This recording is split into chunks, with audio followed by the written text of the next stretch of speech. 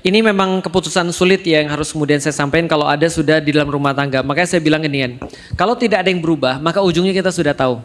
Itu harus kita biasakan cara berpikir seperti itu karena barang paling mahal di dunia ini adalah waktu. Barang paling mahal di dunia adalah waktu dan setiap hari kita kehilangan waktu. Ya kan ya? Artinya contoh, kita mau berbuat baik, kita mau berbuat amal-amal soleh, itu kan tergantung waktu. Dakwah itu perlu waktu, semua perlu waktu. Artinya adalah apa? Waktu ini adalah sebuah hal yang gak bisa terganti.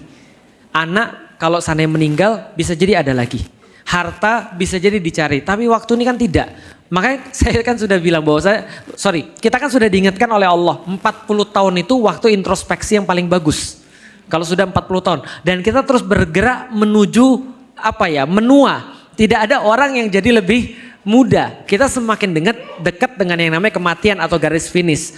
Pertanyaannya ketika garis finish itu nanti kita akan ditanya, kita sudah memenuhi belum seluruh perkara-perkara yang diperlukan untuk masuk ke dalam kemenangan itu. Kan gitu sebenarnya. Jadi gini ya, nanti di ujung perjalanan ketika di garis finish itu ada panitia yang nanya formulir kelengkapannya mana. Paham gak maksudnya? Jadi formulir kelengkapannya mana? Kalau nggak lengkap nggak bisa masuk. Kecuali kalau ada orang dalam bisa masuk. Orang dalamnya siapa? Rasulullah. Tapi kalau Rasulullah mau jadi orang dalam ada syaratnya juga.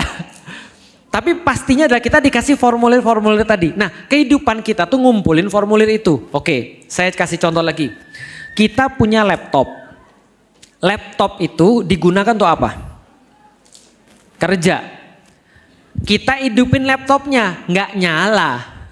Harusnya laptop itu bisa hidup untuk ketika laptopnya nggak nyala, apa yang ibu dan bapak lakukan?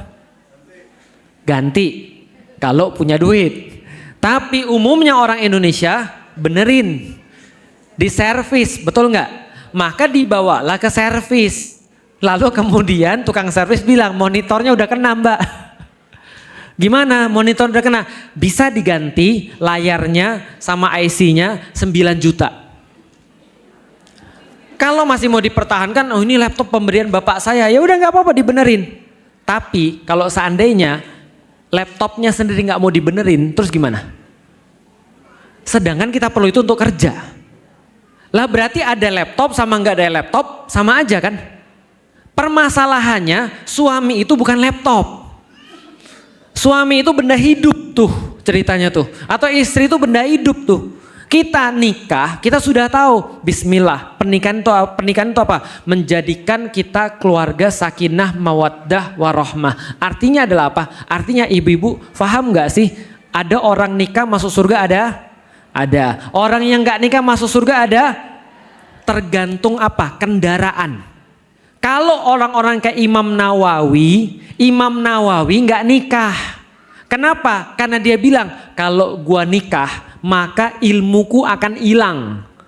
Karena beliau berkata ilmu itu hilang di pahanya perempuan. Itu beliau ya. Tapi ada ulama yang mengatakan ilmu itu hidup di paha perempuan, ada. Ya tergantung, karena dia orang pintar maka beliau bilang kepintaran saya, ilmu saya, ini kendaraan paling cepat menuju pada surganya Allah. Tapi kita ini kan orang-orang bodoh nih. Paham gak sih maksudnya?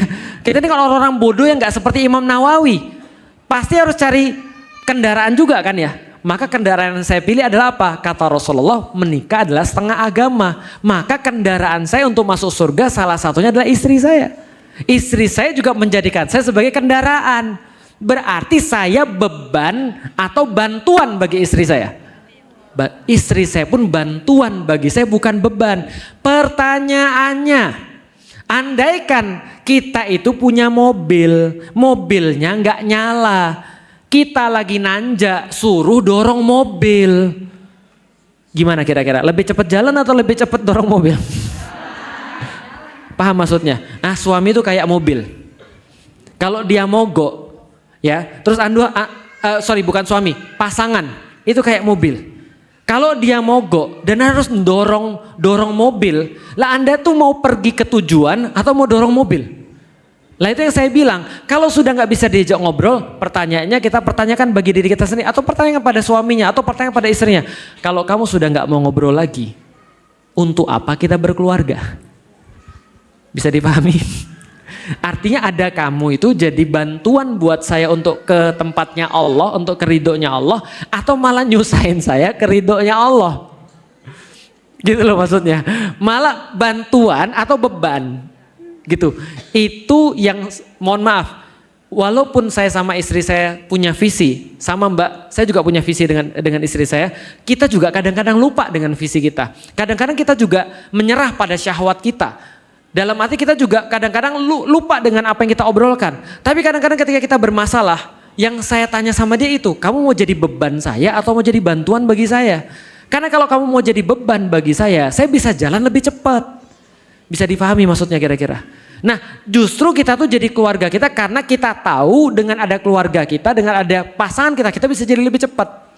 Saya lupa jawab yang tadi, kalau sudah 9 tahun selingkuh terus gimana? Ini kasusnya banyak nih yang saya temui. Pertama, kita sudah bilang mau berubah atau enggak. Kalau mau berubah, maka dia harus serius. Bahkan ada beberapa pasangan yang tanda tangan kontrak. Jadi tanda tangan akad.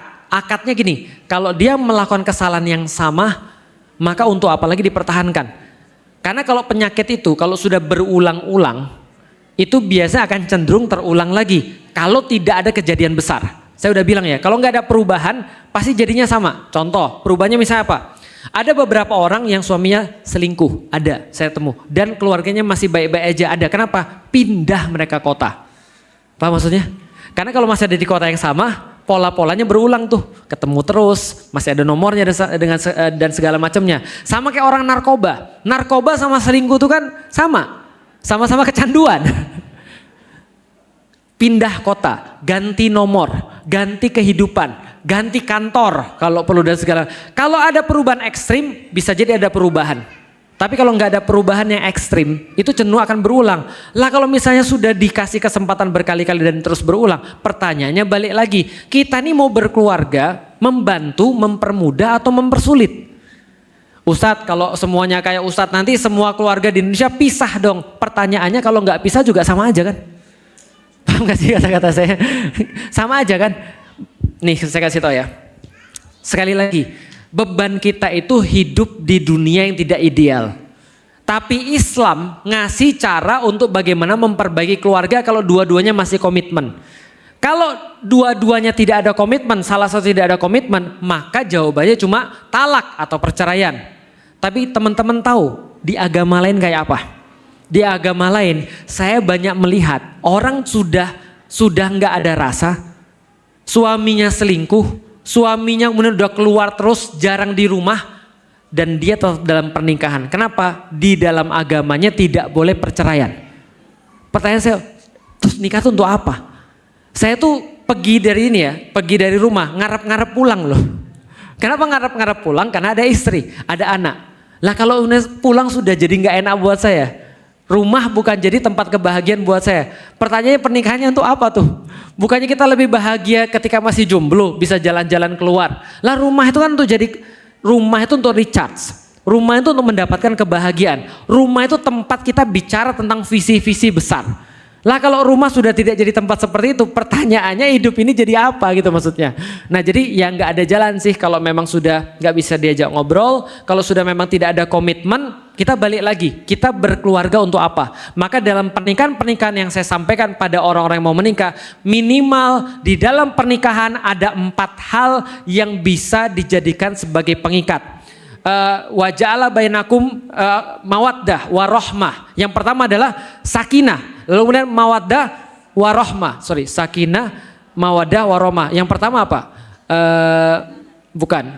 Min anfusikum azwajan. Yang pertama kali adalah satu visi azwajan. Satu pasang. Satu pasang itu artinya satu visi. Contoh, sendal. Sendal itu satu pasang kan ya. Azwaj kan artinya pasangan. Sendal satu visi. Ada orang yang pakai sandal kanan semua. Itu tidak satu visi namanya. Itu namanya salah packing. Kalau sendal kanan semua, sendal dia kanan kiri pasangan supaya berjalan di tempat yang sama. Pernah ada orang lihat sendal satu merek ini sebelah kanan, merek kiri merek sebelah kiri, merek sendal sebelah kiri merek apa lagi? Nggak ada. Karena nggak satu visi. Berarti yang pertama kali dalam pernikahan adalah aswajan, satu visi, baru litaskunu ilaiha. Baru kemudian sakinah. Lalu kemudian wa ja'ala bainakum mawaddatan warahmah. Ada 4. Pertama adalah satu visi. Kalau sudah satu visi, maka kemudian ada sakinah, ada kemudian mawaddah, ada rahmah. Apa itu? Sudah saya jelasin singkat aja. Visi satu tujuan. Satu tujuan rahmah. Keturunan itu termasuk rahmah. Oke ya. Punya visi yang sama, tidak punya keturunan. Masih bisa dilanjutkan ini pernikahan? Bisa. Oke. Punya satu visi, tapi mohon maaf sudah menopause, sudah tidak ada mawaddah. Mawaddah itu kan cinta fisik. Sudah menopause, masih bisa satu keluarga? Masih, karena ada satu visi. Enggak ada visi, tapi secara fisik masih oke. Masih ngobrol kayak orang-orang non muslim misalnya, mereka tidak ada visi dakwah, mereka tetap bersama karena mereka tetap ada sakinah, tetap ada mawaddah, ada keturunan, masih bisa bersama, masih. Tapi kalau satu visi juga sudah tidak, dia satunya visinya akhirat, satunya bilang jangan ngomong akhirat terus lah, pusing pala gue, panas gue lu ngomongin dikit-dikit Allah, bisa nggak sih ngomong yang lain? Oke, nggak satu visi lagi. Yang kedua, nggak ada lagi sakinah. Pulang ke rumah bukan malah tenang, ngelihat cewek lain malah lebih tenang. Nggak ada sakinah lagi di rumah. Di rumah dia nggak arap-arap untuk pulang ke rumah, nggak ada sakinah di rumah. Yang kedua, mawaddah, berhubungan juga sudah tidak lagi. Ustaz, saya sudah dianggurin Ustaz, nggak dikasih nafkah batin selama 3 bulan Ustaz. Ada sudah 6 bulan Ustaz, ada 1 tahun Ustaz. Oke. Yang keempat, nggak ada keturunan juga. Terus apa lagi yang mau dipegang? Bisa difahami sampai di titik ini. Yang paling penting visi. Yang terakhir penting adalah keturunan. Nah, untuk apa lagi? Ustadz, saya masih ada keturunan tapi nggak ada yang lain. Itu yang saya bilang tadi. Keturunan kita ini dididik atau malah dirusak sama pernikahan kita. Nah, coba pikir. Nah, ini tujuan pernikahan di dalam Al-Quran. Kalau andaikan kemudian kita nikah tujuannya nggak ada, ya terus ngapain? Itu sama aja kayak beli mobil harus didorong, malah kita yang susah sendiri, bukan malah bantuin, malah nyusahin. Nah, itu logikanya begitu. Saya tahu secara kenyataan tidak semudah itu. Cuman yang saya sampaikan ini pilihan di dalam Islam, khususnya bagi yang belum nikah. Coba pikir baik-baik deh, kalau mau nikah bener-bener liatin ini bener-bener serius atau tidak. Karena benar, ada banyak orang yang sudah selesai ngomongin visi ketika sebelum nikah. Tapi setelah nikah, kerjanya main game terus. Kerjaannya judi, kerjaannya ngumpul sama orang-orang dan segala macam, seolah-olah kayak nggak ada yang penting di dunia ini yang dikerjain gitu misalnya. Ya memang ada, makanya kalau dia masih ingat visinya, ayo diingatkan kembali.